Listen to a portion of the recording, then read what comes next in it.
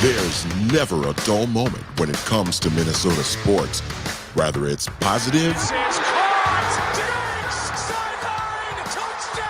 or negative. The Yankees have swept the Twins. Minnesota Sports Chat has you covered. Talking nothing but Minnesota sports all year long. It's time now for the soon-to-be award-winning, if only in his own mind, Minnesota Sports Chat with your host, Ross Brendel. Well. Edition number 199 of the soon-to-be award-winning Minnesota Sports Chat, award-winning if only in my own mind, presented by Beans Coffee Company. Use the promo code SPORTSCHAT at coffeebybeans.com.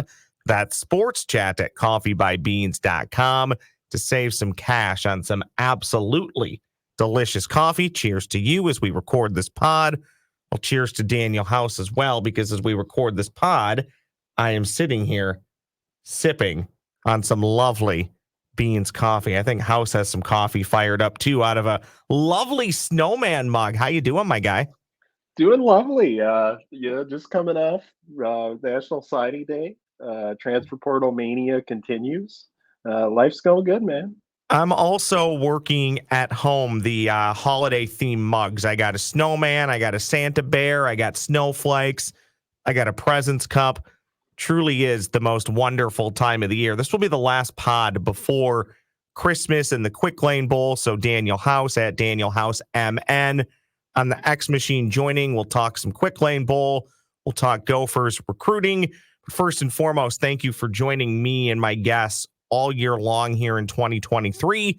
I hope you have a happy and wonderful holiday season. Please make sure as you gather with your family and friends, please tell them about Minnesota Sports Chat. Find us on YouTube. You can also find me on Apple, Spotify, wherever you get your podcast. Maybe just share a link or show it to your friends and family as you see them over the next 10 days or so.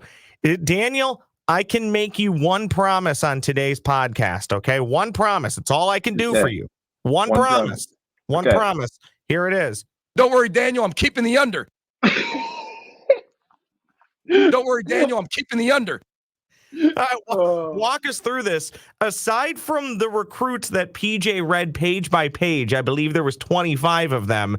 The other person mentioned in PJ's presser on the recruiting trail yesterday was you. You were basically center stage of the recruiting press conference that PJ Fleck had. Here's the deal. Where did this come from? I don't know how he knew that I was doing the over-under. I guess we've always done that as a media group before, and I guess we talked about it. But before the press conference, there's like an assistant AD was in there, and he's talking about the press conference. How long do you think it's going to go? And I had already calculated out like the average time of Fleck signing day press conferences. So I set the over-under and told him what it was, and then he left. And I think he might have said something to PJ like, House has got a over-under on your press conference in here. So he comes walking in there and goes, get your timer out. And then the over hit. So, that clip, somebody's going to take that clip, that last one out of there, at the end where he's like, I think the over hit. And there's going to be people using that. This one is the only one that I cut. Don't worry, Daniel. I'm keeping the under. Mainly because he said that was at 15 minutes in, and the press conference, now granted, it had questions wrapped up at just under an hour. So but I'm like, there's no way. There's no way he's going to hit it. And he didn't hit the under, right? He hit the over. Yeah, and I knew that coming in because I said there's some big fish here. You got Coy, you got to talk about. Yep. You got to talk about Brosmer. Like, I knew the over was going to hit, so I was feeling pretty confident about my pick. And it was weird because there were a couple of years in there that were anomalies where he had shorter press conferences because he did stuff with us beforehand. So we'll have to modify the line next year. House of Sportsbook is going to come out with a different line next year, different strategy to better understand what PJ might do on his signing day press conference. Fun, witty, and deep analysis like that is available at gophersguru.com. Again, Daniel House is at Daniel House MN, formerly on the Twitter machine now the X Machine, Daniel House MN. You can find me at the Ross Brendel. Let's spend a little bit of time on recruiting, depending on who you talk to, depending on what metric you look at, and we can argue all day long about what it really means, especially in today's day and age. Top 40 recruiting class for PJ Fleck and the Golden Gophers. It includes the top recruit, consensus top recruit in the state of Minnesota, consensus top recruit in the state of Wisconsin. That's nice. Consensus top recruit in the state of North Dakota, and I believe even a top 5 recruit in the state of Illinois. You could tell by watching that yesterday. Now, whether they all stay for 3, 4, 5 years, who knows? But you can tell by watching that press conference, PJ's very happy about this recruiting class. He feels really good about it. Now, look, every year he's going to put on a good face because that's what you have to do. But I really feel like he is proud and very excited about this class. Yeah, and just to be able to close the deal with the top recruit in the state, I mean, that was a pressure-packed deal up until the end. You got Ryan Day flying in on a plane into Esco late last week, trying to do one final pitch. And, when that happens, that the head coach of Ohio State thinks he has a chance. So Minnesota being able to fend that off, the consistency of the recruiting that had occurred over time, the Gophers coming in, the earliest team to get in on Coy. The message never changed. The recruiting pitch was the same the whole way. And I think that ended up resonating true. In addition to Coy being able to get some mismatch pass catchers with some bigger, longer skill sets that you can kind of flex all over the place. That was kind of a takeaway. The trench players that they're able to add on the O-line and D-line, 2 really good offensive linemen, Nathan Roy from Wisconsin, Brett Carroll from Kansas, who I think is an underrated player in the class overall. So Cali gets 2 really good offensive linemen to develop up. Riley Sunram, you mentioned, top player in North Dakota, flashed at a camp. I love what I saw from him. Gophers offered, he committed, and they were able to maintain those players for the most part. Only had 2 guys flip to other schools. So the recruiting class overall came together well, especially being able to maintain Coy until right up until the last minute there. So I'm looking at the airports. It's a website called travelmath.com. I'm going to guess Ryan Day flew into Duluth. Do we know where he landed? What was I'm Ryan guessing Day's that's plane probably tracker? I'm guessing that's probably where he landed. Because you really can't land in Esco. There may be a municipal airport. I don't know. It doesn't appear that there is one. The closest ones appear to be Duluth, Hibbing, Brainerd, and that would be about it. So it had We're to be doing Duluth. flight tracking, advanced flight tracking right now. This is what we give you on this podcast.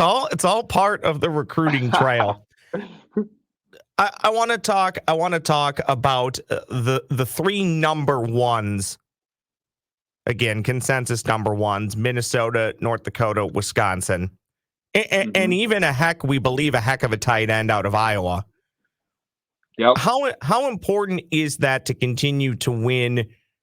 How much importance do you put on trying to win those recruiting battles here in the upper Midwest? Or at the end of the day, does it not really matter to you if you're still getting good players from around the country to Minnesota? How important is it to you to win those battles close to home? It can help you out significantly. I would say talent is everywhere, but fit matters a ton. So if that player doesn't fit what you're looking for, you can certainly go to other places. But I was talking with somebody about this yesterday. Talent in the Midwest now, you can find it everywhere, not just in the specific cities and the suburbs, but out in the greater areas of those states, because there's better access to resources, developmental tools. You can work virtually with top coaches. You can travel in and get the resources you need to take yourself to the next level as a player. So it's all about finding those potential underrated players that maybe aren't being recruited a ton, and then they get that late surge at the end. And more teams are coming in, finding the players that maybe had solid junior seasons that are going to elevate up into very good seniors, and getting in before all the hustle and bustle occurs. Talent is everywhere, but being able to get it in the Midwest is attractive because those players are close to their homes. So they're able to play around family, be in the Big Ten. That's a selling point as well. And I think with Nathan Roy, the big thing was the developmental track record of the offensive lineman. Same thing goes with Brett Carroll. And Brian Kelly had shown he can take offensive linemen, develop them up, and get them ready to play in the league. So that was an appeal. And with Coy, I mean, you got Howden, Newbin, and Winfield all in the NFL. Newbin soon. That's a big recruiting pitch. Yeah, and PJ did talk about that, how much Coy values, and I don't want to say worships, but just really looks up to Antoine Winfield Jr. So that obviously had to help. One thing that I loved watching through PJ's presser, and look, he's always going to do this. Coaches all across the country do this. They talk about the connections with the family, sitting down with mom and dad, going to games with mom and dad, having dinners with mom and dad, grandpa, grandma, brothers and sisters.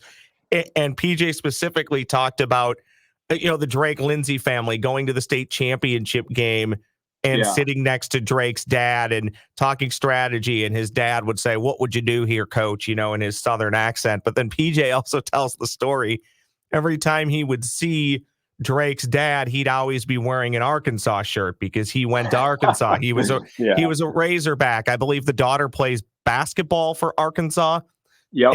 And he would say, "Well, coach, I'm a Razorback," And I think where I want to give PJ some credit here, whether the Drake Lindsay thing works out or not, it says something about a guy, whether you believe it or not, that can go into Arkansas territory, can go in to the southern part of the country and be able to convince a family and a kid what's best for your future is up in Minneapolis, Minnesota. It's not in Fayetteville, Arkansas. It's not at this school in the SEC. It's up in Minneapolis, Minnesota. And I think that does speak to the connection that you build with players, because I think a lot of people, if you really follow college football, the high school recruiting process is basically a 2-year process. You start talking to these kids, their sophomore and junior years, but a lot of us think, oh, it's just simple emails and phone calls and text messages. That's a part of it, but it's more than that. You really have to connect with the family. And in a weird way, probably overselling it, you become an extension of the family because the kid is going to spend a good chunk of his formative years with you. And I think it says something about being able to go down to Fayetteville, Arkansas, and get a kid who, by all accounts, is very highly sought after and could play college football pretty much anywhere in the country, and convince him to come to Minneapolis, Minnesota. I think that says something not only about PJ Fleck, but about the entire recruitment and the staff. Well, yeah, and that one was unique as well because Jim Lindsay, his grandpa, played for Bud Grant and the Vikings back in the day. So every advantage helps. Everything helps. Yeah, they had a tie there, and he enjoys watching the Vikings. He's apparently a big Vikings fan, so that was an appeal to come up here to Minneapolis, a place where there's some ties and legacy. So PJ talked about that, Bud Grant and Mike Grant and their legacy continuing on and impacting Gopher football recruiting all these years later. But, Drake, I got to see him in person, which I think is valuable while evaluating quarterbacks. And I see a lot of potential in his game. Like, the accuracy and anticipation is already there. You look at the numbers this year, 52 TDs, 4 interceptions, experienced player. I mean, you look at early in his career, suffers a torn patella tendon playing basketball, misses sophomore year, comes back junior year, has a really good season, senior year has a really good season, and then Arkansas High School Player of the Year. Being able to fend off and get in early, build a relationship with this guy. Huge credit to Greg Harbaugh and the staff there, because Arkansas comes in with, Bob Petrino is trying to get Drake to come play for the Razorbacks. And despite all the ties that you mentioned to Arkansas, and they're deep, Minnesota was still able to secure Drake, who I think can be a really good quarterback in the future here. The quarterback room is set up nice because you got 1 year Brosmer here. Logan Fife comes in. He's got 2 years, so he can work in lockstep with Drake Lindsay in 2025. So you got much more depth and experience in that quarterback room than you had last year. So 2 quick quarterback questions. You can maybe answer them all in one. With Brosmer probably likely the leader in the clubhouse to start next year. I know he was told he's going to have to earn it, but I think conventional wisdom says he'll be the starter next year. Is it possible we're going to see 3 different quarterbacks in 3 years? And what I mean by that is Brosmer next year, perhaps the year after that, maybe you get 1 year of Fife and then you just get the rest of Lindsey playing out the quote unquote string on his eligibility, which could be 3 to 4 years at that point? Or is it truly going to be, which it probably should be, if Lindsey's ready after his redshirt year, he might actually be the redshirt freshman starting quarterback 2 years from now. And then in addition, just as a follow-up, and I think I understood this, and I think I've read this correctly, is it possible, or is Max Brosmer going to be dressed in essentially the backup quarterback in the Quick Lane Bowl? No, he's just there for the prep side of Okay. it. He's just traveling with the team. He was arriving yesterday, so Wednesday, signing day. He's on his way there, so he can get immersed in this thing, start to pick up the offense, get to know people. I believe that's really valuable, and says a lot about him that he wants to get his boots on the ground, get this thing rolling, and start establishing what the offseason is going to look like.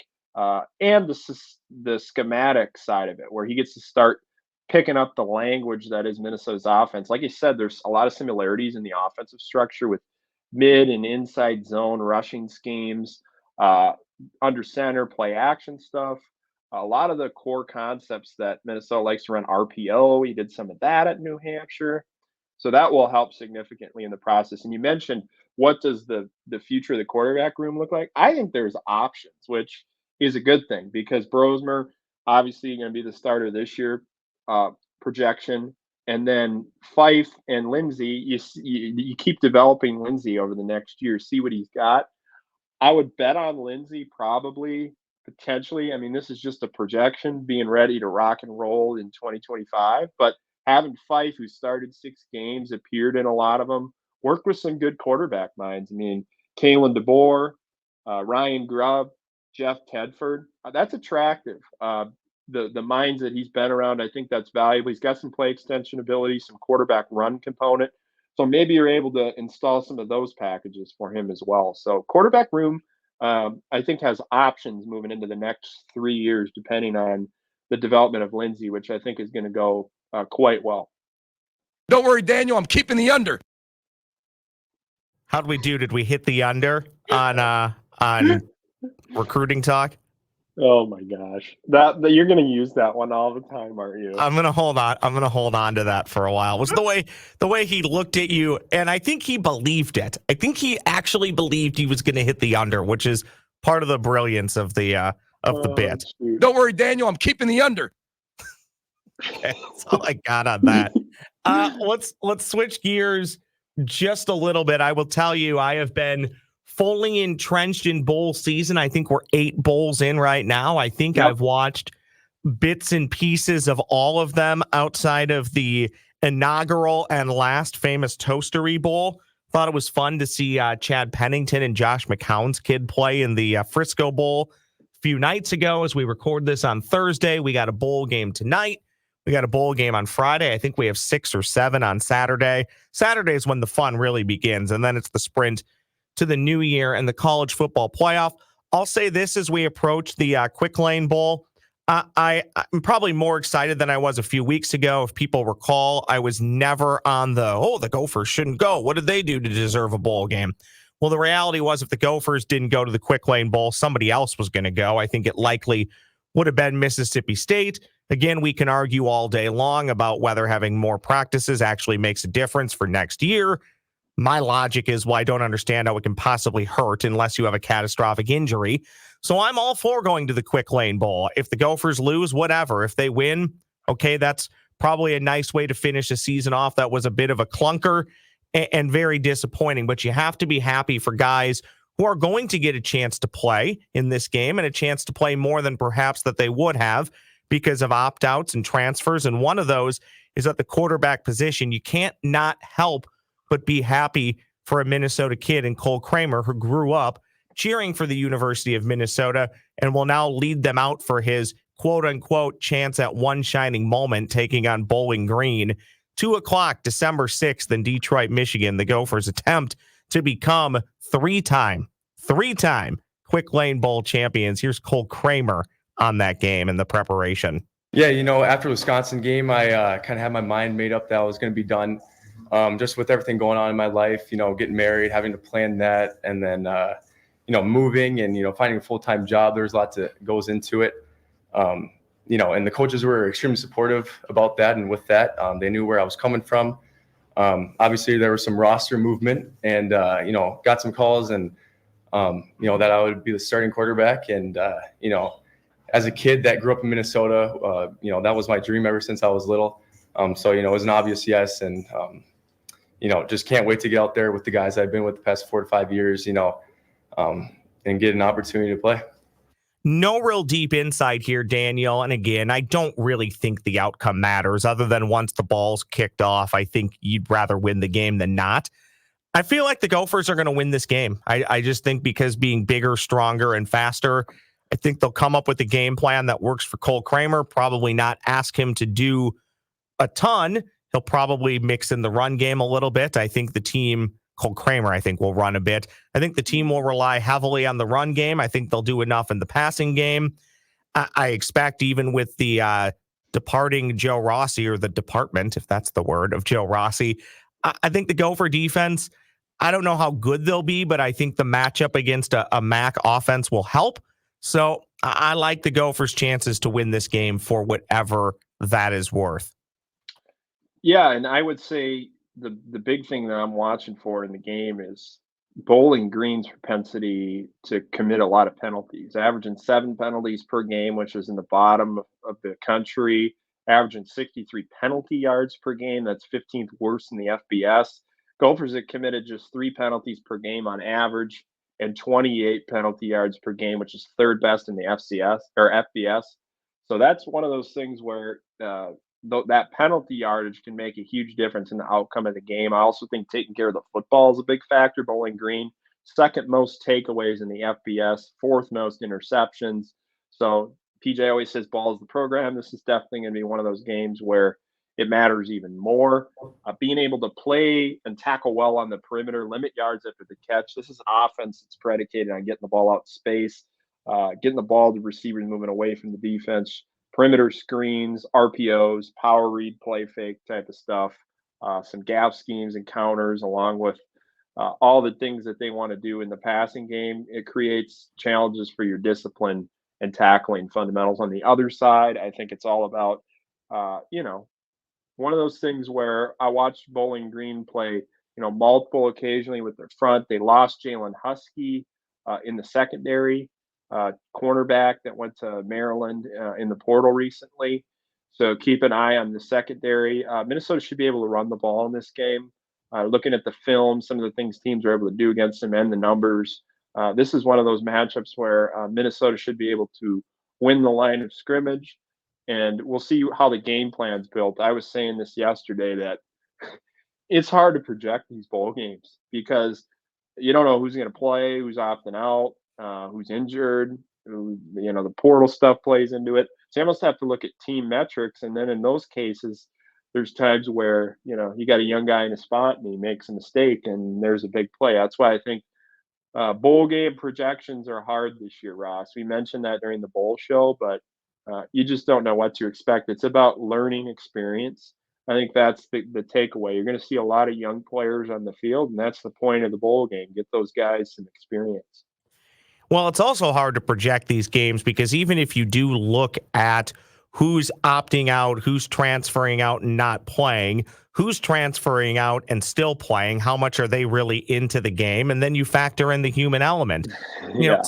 Sometimes you have teams, cold weather teams, or warm weather teams going up to play in cold weather bowl games, so does that play a factor? Does a team really actually want to be there? You have to pay attention to that. So to me, that's kind of part of the beauty in watching these games. And then you watch games like the New Orleans Bowl, which, by the way, always seems to come down to a field goal in the final seconds. This year, Jacksonville State, quote unquote, backed in, even though they earned their way into that bowl game. and they celebrated it like winning a college football playoff game. So the bowl games mean something different to everybody, which is a part of the reason why I enjoy them. And I'm just a college football junkie, so it's fun to watch. Housey, PJ Fleck is 4-0 in bowl games at the University of Minnesota. Has a chance to get to 5-0. Kirk Ferentz at Iowa is historically really good in bowl games. And even with the changing landscape of college football, Kirk Ferentz has been really good in bowl games. How aware is PJ of the 4-0 record? And does that really even matter to him? I know winning matters, but does he really care? Does he even know that he's 4-0 with a chance to get to 5-0 in bowl games if he is to beat Bowling Green in the Quick Lane Bowl on the 26th? He's brought it up, and I look at it this way. Fleck brought this up a while back, that the bowl game technically in this landscape now marks the beginning of a new season. Like your regular season, when that ends, you have so much roster turnover going on that like the bowl game actually springboards you into the next season, because it's developmental time for the young players, it's reps in the game for the young players, and you're kind of figuring out what you have and what you need, and then bringing in your transfers for spring ball. So viewing it through that prism, I think it's interesting, because bowl game in my eyes, now that I heard that, kind of marks the beginning of the next season. I'm sorry, bud. Go ahead. So I think, PJ always wants to start off with a bang and win these bowl games, because, it's another thing to say in recruiting. Well, and in theory, it should help carry momentum into recruiting and into spring practice, which is legitimately only 4 months away. There'll be a spring game, we hope, open to the public at some point in early to mid-April. We won't go down that road, Daniel House. I am going to do something I so seldomly ask you to do. Not necessarily a final score, but who do you think is going to win? You think the Gophers are going to win, or do you think Bowling Green will win? I think Minnesota will win. Like I said, running game will be the difference in this one. And I think that Minnesota will do enough to be able to, get things done in the passing game. I don't see a lot of quarterback run. Cole Kramer could definitely do that, but do you really want to put him out there with limited quarterback depth doing that type of stuff? So I think just pounding the rock is going to be the recipe for success, taking care of the ball, limiting penalties. That penalty disparity is going to be something to watch in this game, and then tackling. If you can tackle well, you'll be in good shape. But I'll tell you what, if you don't tackle well, they will definitely exploit. They got a pretty good tight end that can make some plays. Slot receiver's pretty good. Running back is dynamic. This Terrion Stewart guy, tell you what, man, this dude, keep an eye on him in the future. His numbers and metrics, when I was looking at potential portal players, I'm going, holy buckets, this guy's got some good numbers. So he was hurt at the end of the season. Not sure what he's going to do. He's going to play in the game, but keep an eye on Terrion Stewart. But yeah, I think Minnesota probably wins in about a 24-10 type of game. Don't forget Daniel House. You can find his work at gophersguru.com. That's gophersguru.com. On the X machine at Daniel House MN. I am on the X machine at the Ross Brendel.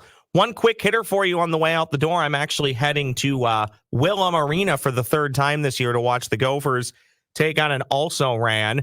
Per ESPN tonight, they'll take on Ball State, who has a 13% chance at winning, for whatever that means. Ball State 8-3. Gophers 8-3. Daniel, I'm slightly encouraged because the Gophers have played 7 teams they should beat. They beat them all. They played 4 teams that I would say are comparable to better than the Gophers, and they're 1-3 and should probably be 2-2 without the collapse against Missouri at Williams Arena. I'm encouraged by Gopher basketball. I still don't know how much that translates to a lot of wins in the Big Ten, but I thought the number for Ben Johnson to keep his job, he probably needed to win 6 or more Big Ten basketball games. He's at 1. I feel like the roster is functional enough to maybe find those 5 or 6 wins, and it starts with the guard play. I've been encouraged. Again, I don't really know what that means. This is the best team that he's had since he's been here, but honestly, how could it not be? So very quickly, what do you make of Ben's boys so far through 11 games as we record this pod?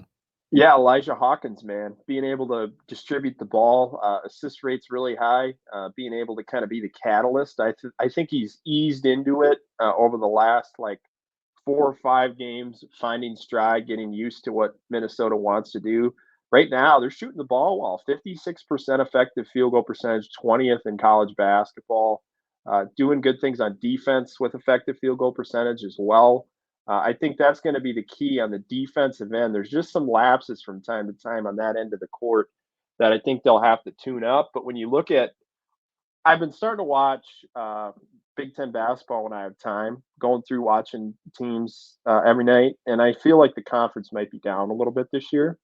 So the top tier, Purdue, and then it's kind of after that, uh, kind of a hard to guess how the conference is going to come together. So Minnesota could potentially steal a few games there because I think that you see some growth from a player like Josh Joseph, who I think has made substantial strides, especially shooting wise. Yeah, his shot Become looks more comfortable. his shot looks so much better, Daniel. And it didn't look bad last year, but it's just much better. It's a lot more refined.